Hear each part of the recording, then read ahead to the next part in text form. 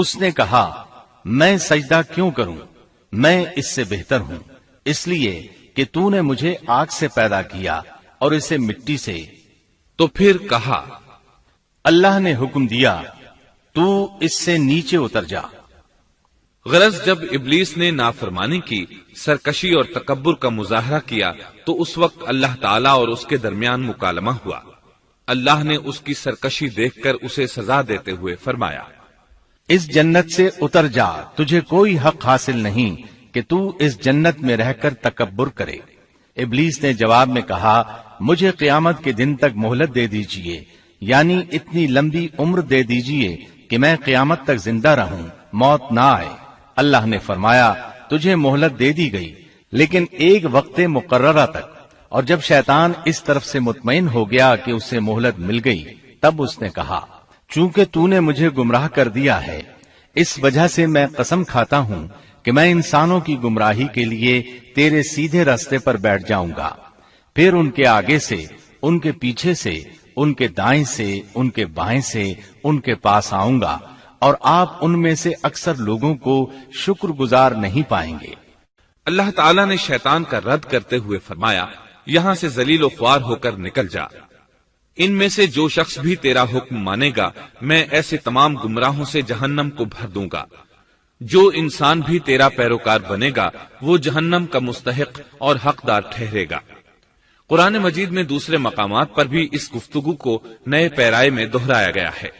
مثلاً اللہ نے فرمایا یقیناً ہم نے انسان کو کھنکھناتی مٹی سے پیدا فرمایا ہے جو کہ سڑے ہوئے گارے کی تھی، اور اس سے پہلے ہم نے جنات کو لو والی آگ سے پیدا کیا۔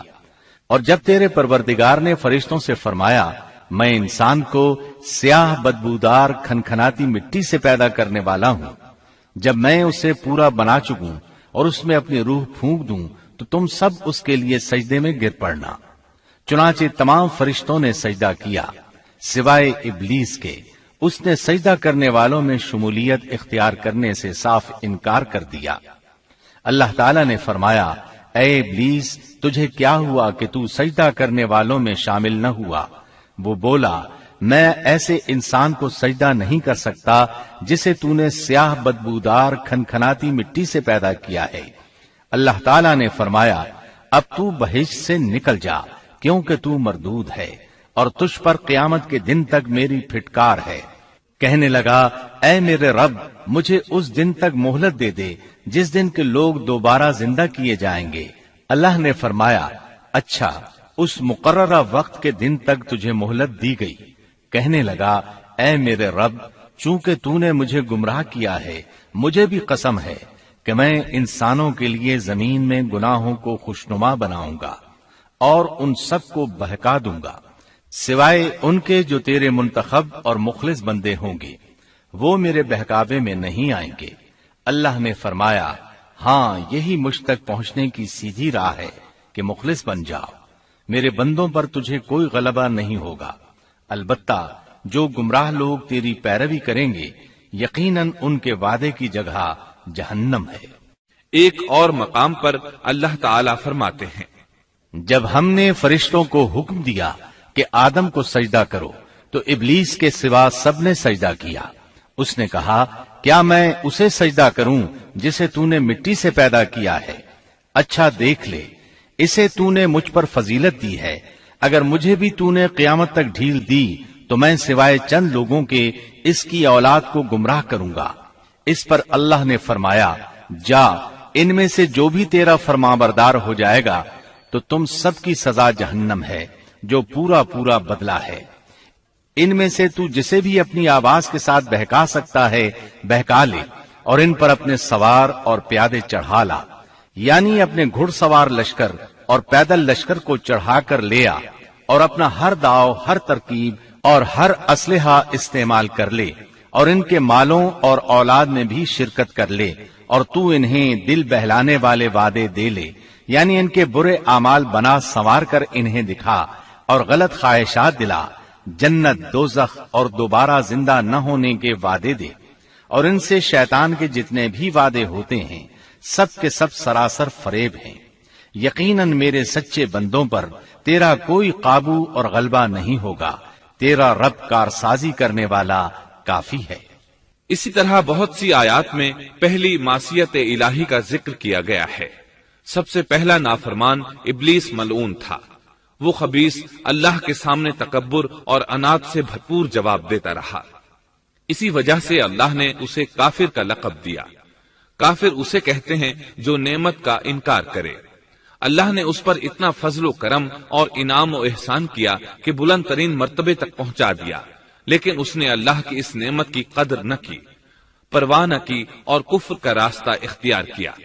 अल्लाह ताला फरमाते हैं, जबकि आपके रब ने फरिश्तों से फरमाया कि मैं मिट्टी से एक इंसान को पैदा करने वाला हूं, सो जब मैं उसे ठीक ठाक कर लूं और उसमें अपनी रूह फूंक दूं तो तुम सब उसके सामने सजदे में गिर पड़ना। चुनाचे तमाम फरिश्तों ने सजदा किया मगर इब्लीस ने न किया और उसने तकब्बुर किया, वो काफिरों में से था। सबसे पहला गुनाह तकब्बुर था। इसीलिए उलमाए किराम फरमाते हैं, तमाम गुनाहों की जड़ तकब्बुर और गुरूर है। नबी अकरम सल्लल्लाहु अलैहि वसल्लम ने अपनी उम्मत को तकब्बुर न करने का सख्ती से हुक्म फरमाया, उसकी बुराई, वबाल और हलाकत से आगाह फरमाया। आपने फरमाया, अल्लाह उस शख्स की तरफ रहमत से देखेगा भी नहीं जिसने तकब्बुर की बिना पर कपड़ा टखनों से नीचे लटकाया। इसके अलावा नबी सल्लल्लाहु अलैहि वसल्लम ने तो मुतलकन फरमा दिया, वो शख्स जन्नत में दाखिल होने के काबिल नहीं जिसके दिल में जर्रा बराबर भी तकब्बुर है। जो शख्स अपने कपड़े, अपने मकान और अपने कबीले पर फख्र करता है, उससे अल्लाह की रहमत उठ जाती है। इसीलिए नबी सल्लल्लाहु अलैहि वसल्लम ने जब अपने सहाबा किराम को देखा कि मुहाजिर सहाबी अंसार सहाबा के खिलाफ और अंसारी सहाबी मुहाजिरीन सहाबा के खिलाफ आवाज लगा रहे हैं, तो आपने फरमाया, इस जाहिलियत वाली पुकार को छोड़ो, ये बहुत बदबूदार है। बरादरी की बुनियाद पर लड़ना, बाहम फख्र करना बुरे नताइज का जरिया है। गुनाहों की बुनियाद भी तकब्बुर है। इसलिए हर मोमिन को चाहिए कि अपने नौकर, खादिम, मुलाजिम या किसी भी मिस्कीन पर कभी भी फख्र गुरूर का इजहार न करे, क्योंकि यही अल्लाह की सबसे पहली नाफरमानी वजूद में आई थी। तकब्बुर का ये जिक्र ज़िम्नन आ गया। हम फिर अपने मौजू की तरफ लौटते हैं। अल्लाह ने आदम अलैहिस्सलाम को पैदा किया और उन्हें आलिम बनाकर ही तख्लीक किया, यानी जब वो पैदा हुए तो जाहिल नहीं थे। अल्लाह ने आदम अलैहिस्सलाम को फरिश्तों से भी बड़ा आलिम बनाकर पैदा फरमाया। बेशुमार अहादीस में आदम अलैहिस्सलाम की इब्तिदा और उनके इल्म का जिक्र मौजूद है। जब अल्लाह ने आदम में मुकम्मल रूह डाल दी और वो अपने पांव पर खड़े हो गए तो अल्लाह ने उन्हें हुक्म दिया, जाओ फरिश्तों की जमात को अस्सलामु अलैकुम कहो। आदम और फरिश्तों की जुबान अरबी थी, यही जुबान अहले जन्नत की है। आदम गए, जाकर सलाम कहा। उन्होंने जवाब में कहा, व अलैकुमुस्सलाम व रहमतुल्लाह, यानी तुझ पर अल्लाह की सलामती और रहमत हो। अल्लाह ने फरमाया, ये तेरा और तेरी औलाद का आपस में एक दूसरे को तोहफा और हदिया है। अल्लाह ने आदम अलैहिस्सलाम को इब्तिदा ही में तमाम नाम सिखा दिए। मुफस्सिरीन ने इन नामों के बारे में बहुत बहसें जिक्र की हैं। मजबूत मौक़िफ सैयदना अब्दुल्ला बिन अब्बास रज़ी अल्लाहु अन्हुमा का है कि अल्लाह ने आदम अलैहिस्सलाम को हर चीज का नाम सिखा दिया था। मसलन ये पहाड़ है, ये समंदर है, ये परिंदा है, ये दरख्त है वगैरह। वो आसमान और जमीन की हर चीज का नाम जानते थे।